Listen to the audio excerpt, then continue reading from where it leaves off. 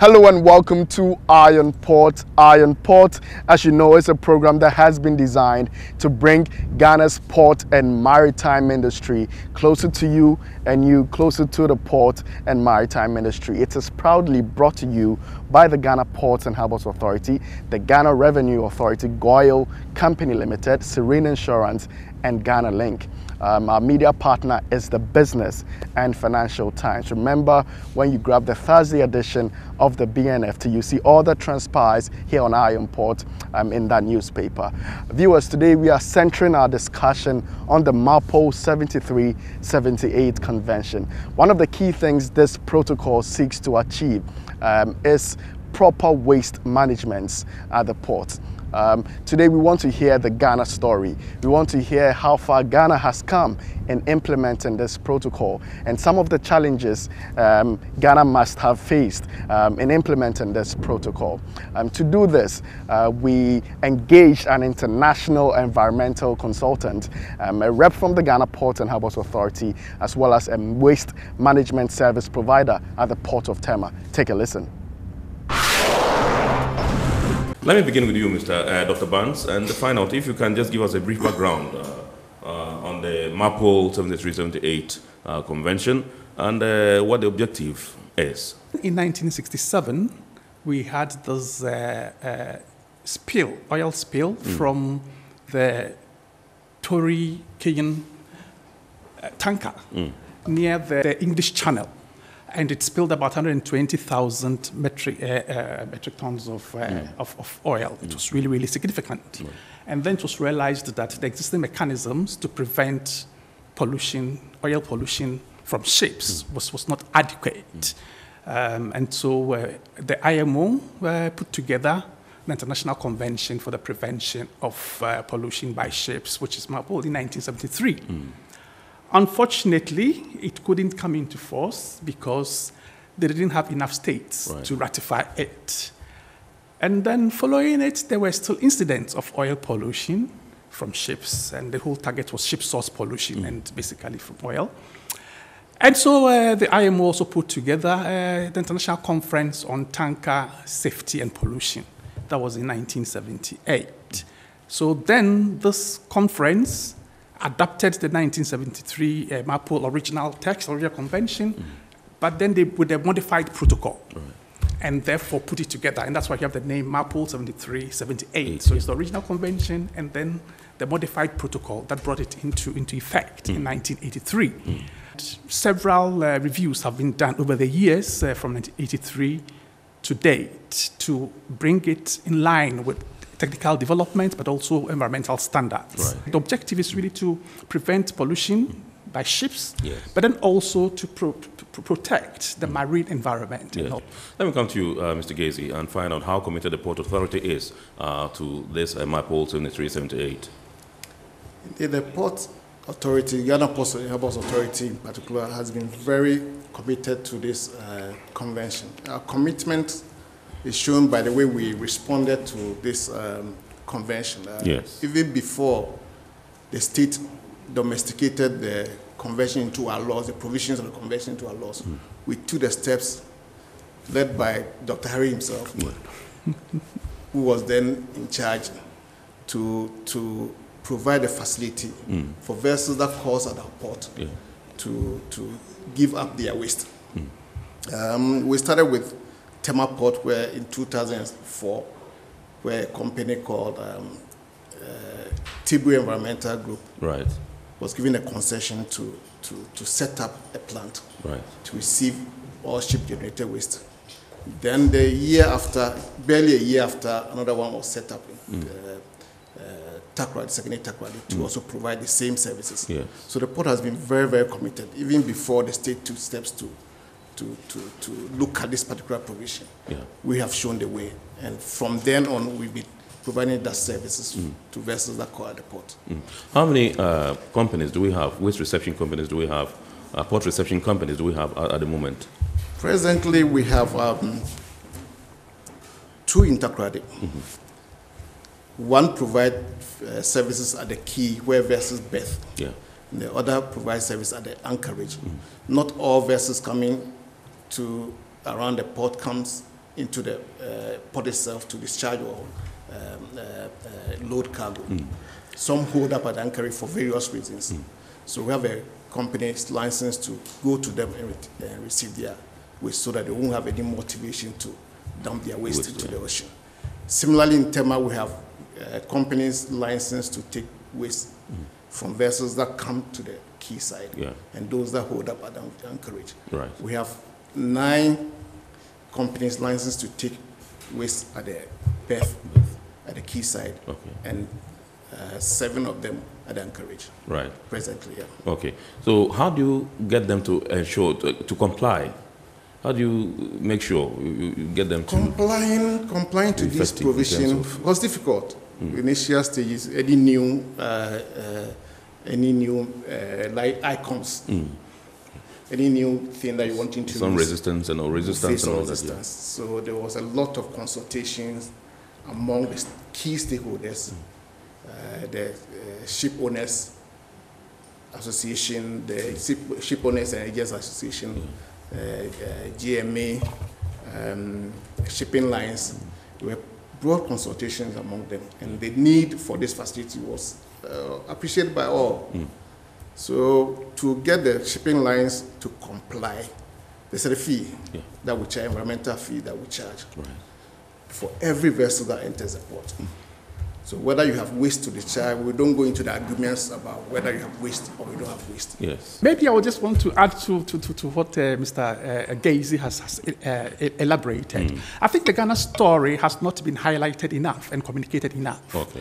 Because he says in a very simple way, but it's instructive and significant to note that normally international conventions will have to be first internalized. I mean, domesticated before you can take action to implement. But what the Port Authority did at the time was, okay, we're not going to wait for the country because we belong to the international maritime community.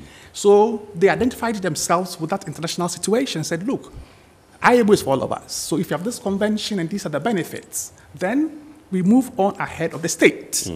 It doesn't happen in most cases. And wherever I go, I tell that it's a story that has to be shared for port authorities to know, because most port authorities have this kind of a level of autonomy that they can initiate their own actions. So they did it at that time. So that aspect of going ahead of the state is one of the best practices that will have to be shared. So it's a very good story for Ghana. And to add on to that, he talked about the charges or the fees, the charges. The Port Authority has this indirect charge. So like he said, whether you have waste to discharge or not, you are made to pay. Now, if you compare this to some practices in Africa or elsewhere, ships only pay for the waste that they discharge under a direct fee system. So if you look at it, then, okay, I discharge only if I want to pay. If I don't want to pay, I don't discharge. So then it defeats the spirit of MARPOL that wants to prevent shipping pollution, and that's it. So these two are very significant to indicate how Ghana proactively took the step, and these are lessons to be shared also with other places to know that even in Europe, for example, they are now moving to this indirect system. I mean, after they have existed for all these years, they are now moving to this indirect system where you pay and then whether you discharge or not. So I guess Ghana has already taken the lead for almost a decade now, right? Yeah. And that's it. So these stories will have to be highlighted and expose or make clear the proactiveness of the Port Authority. Right. This story has to be told. Okay. Right. Let me come to you, Mr. Adi. You are a service provider. Yes. You receive waste from ships when they arrive in the port. How difficult is your task? It is very difficult. Now, let me just make it clear that Doc has already said, Mr. Gazy has also made a point. Ship movement, say from China to Tema ports, generate a lot of waste. But tell you, in handling these things, it's a very difficult thing. We have a pre-logistics arrangement we have to do, then we have a logistics arrangement we have to do, then we have a post-logistics. Now, our main work has to do with the collection of those waste, transporting of those waste, sending it to our plants for segregation and treatment.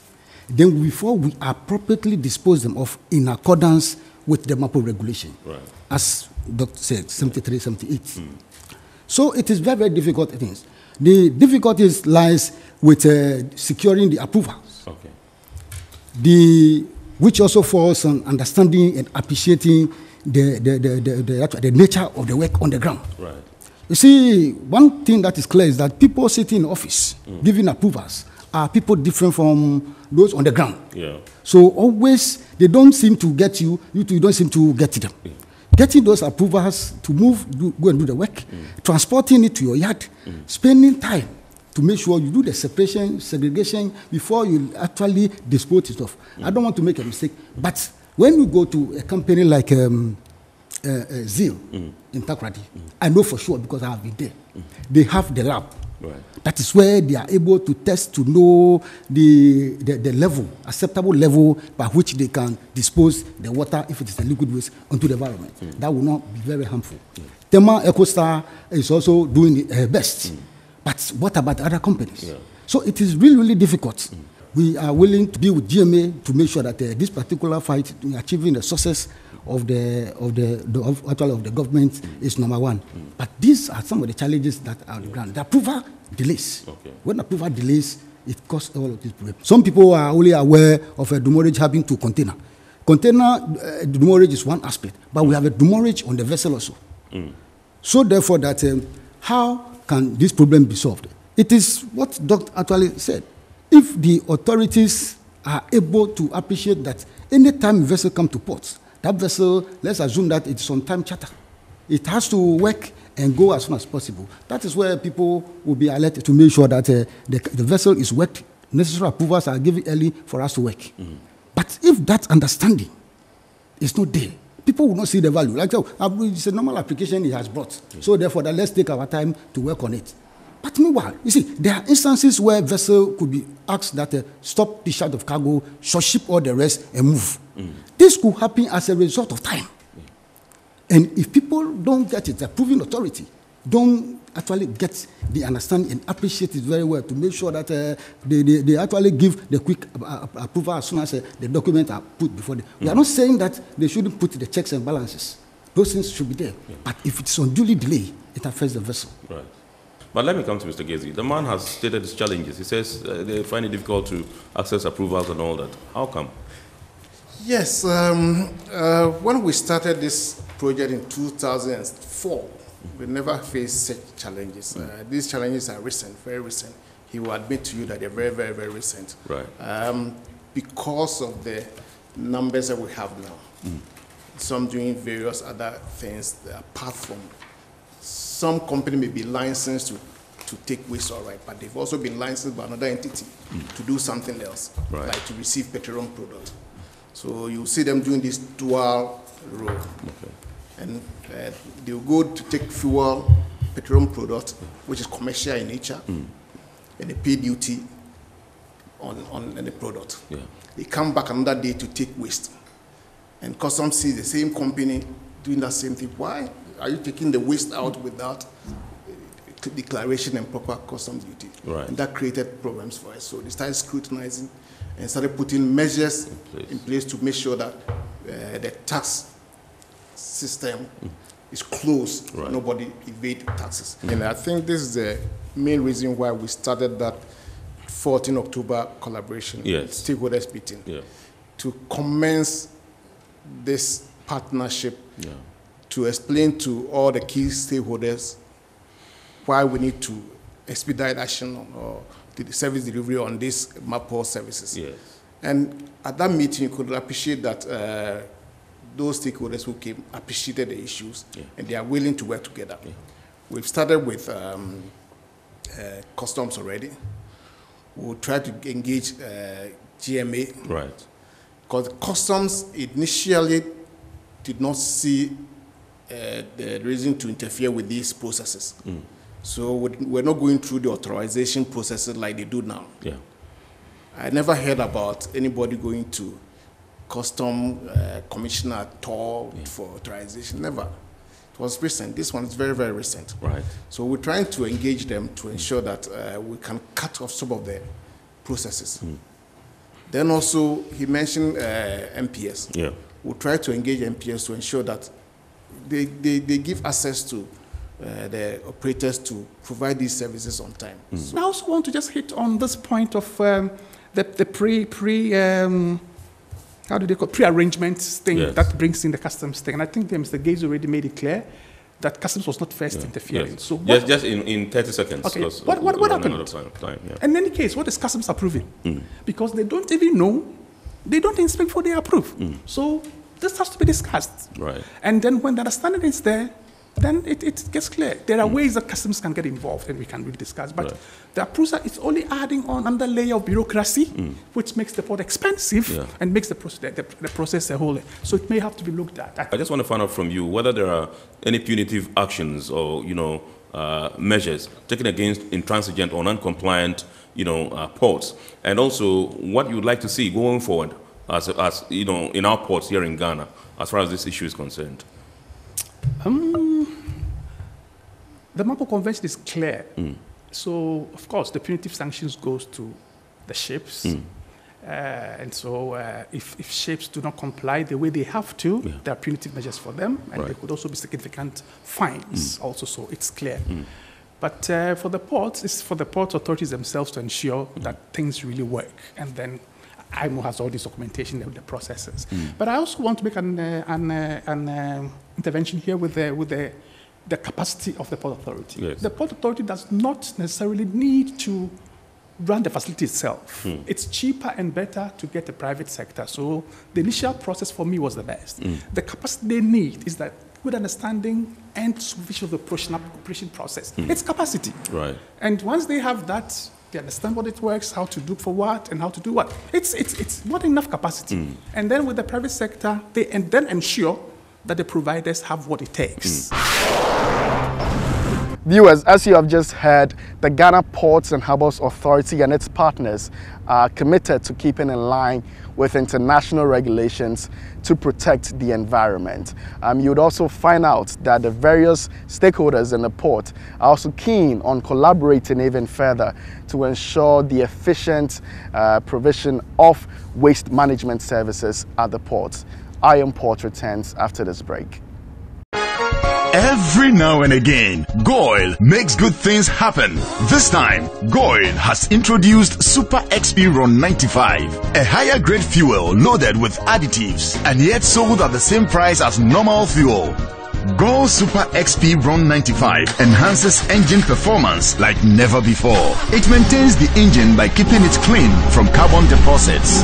Goil Super XP Ron 95 is designed to burn slowly and thus improves fuel economy, making you save money after several kilometers. Goil Super XP Ron 95 gives you a smooth driving experience, that is, less vibrations. Fill up with Goil Super XP Ron 95. Now there's no need to pay more for any higher grade fuel. Goil has that sorted. Goil, good energy. Electricity, pay your taxes. Our taxes, our future. Because you see, without our taxes, we wouldn't have good roads, good schools, better hospitals, street lights, and other very important social amenities. When we pay our taxes, we give our children free and quality education.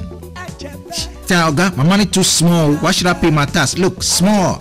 Salifo, it doesn't matter how small or big your business or income is. You still have to pay your taxes.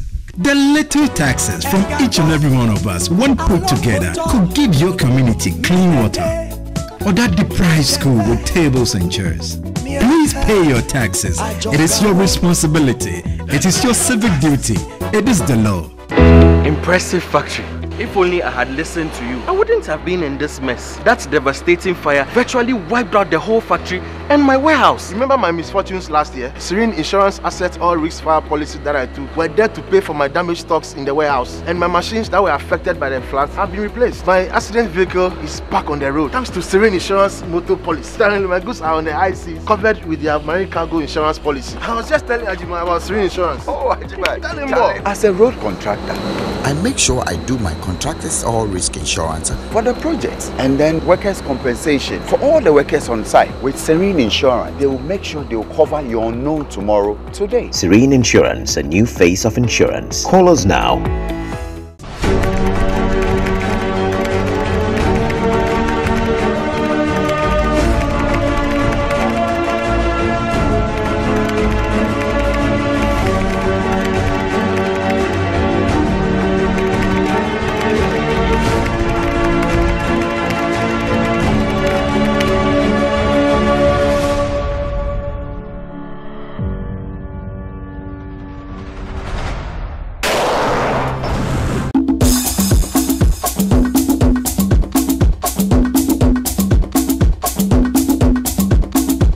Welcome back from the break. Now let's take a look at some local port and maritime news next.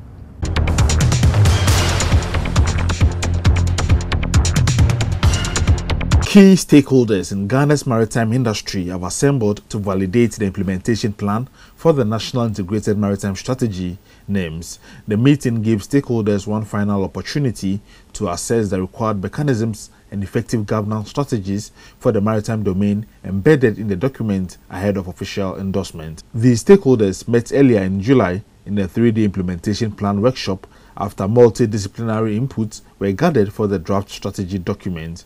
The National Integrated Maritime Strategy is expected to serve as a key tool to strengthen the principles of effective governance in the maritime domain, address insecurities while engaging in sustainable exploitation to foster wealth creation from the ocean's resources. The NIMS has technical and financial support from the Kingdom of Denmark and the United Nations Organization on Drugs and Crime. The Director Legal at the Ministry of National Security and the coordinator of the Security Governance Initiative said the NIMS has the capability to serve as a beacon for neighboring countries to develop their strategies. The Chief Director of the Ministry of National Security, Lieutenant Colonel Abebio Cerebua Retired, expressed government's unflinching commitment to the NIMS and said developing the blue economy amid safety and security concerns should be paramount. The National Security Coordinator indicated in Koforidua that the government was committed to the development of the NIMS and the implementation plan. I wish to assure you all that the commitment of government is still very high. The Director General of the Ghana Maritime Authority, Thomas Alonsi, called on the various actors and stakeholders that participate in Ghana's maritime space to shun looking at their mandate in isolation of one another, but work together towards the ultimate goal of efficiency and sustainability.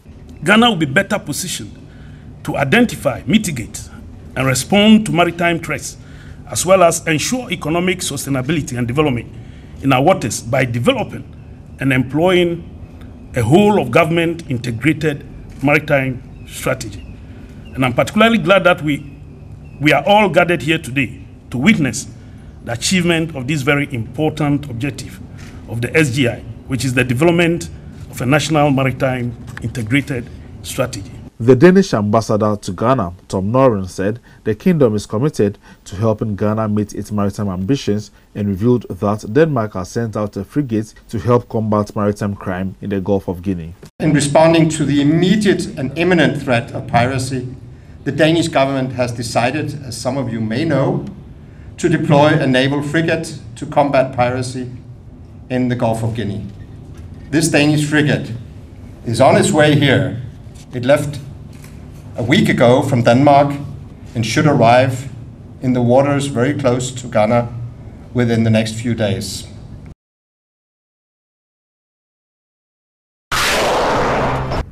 All right, folks, let's take our lenses to the international scene to check out what is happening in the global port and maritime industry.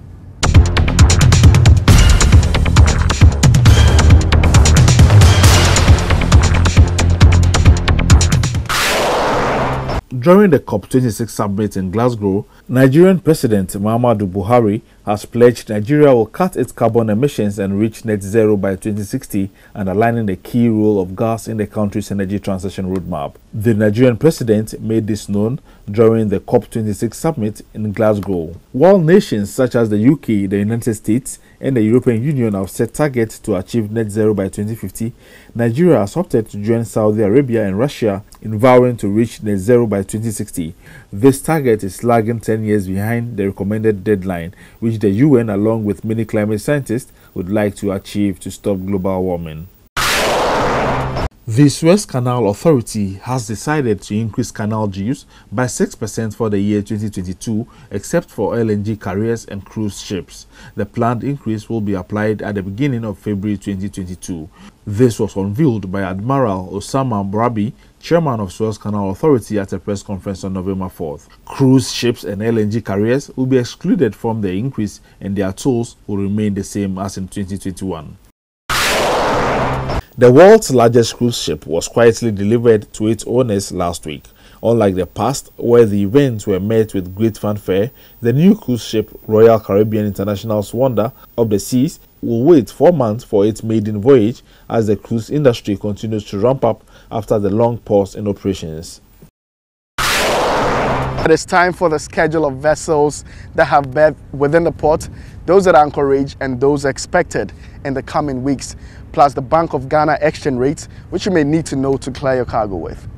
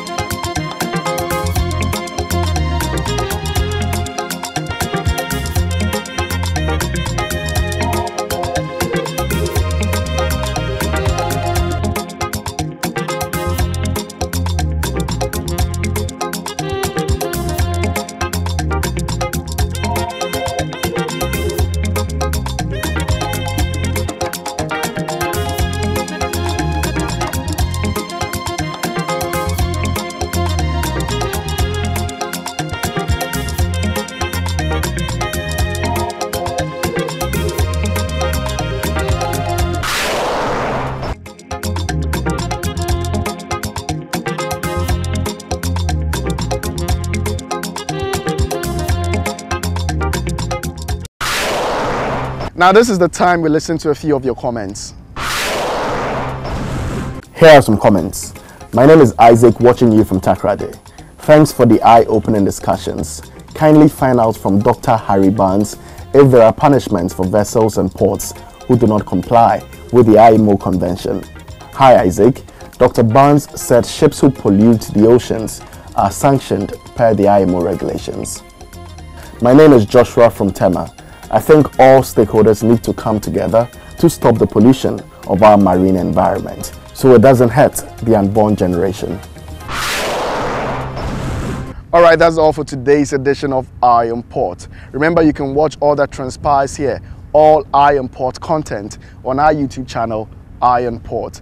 Thank you for watching and catch us same time next week.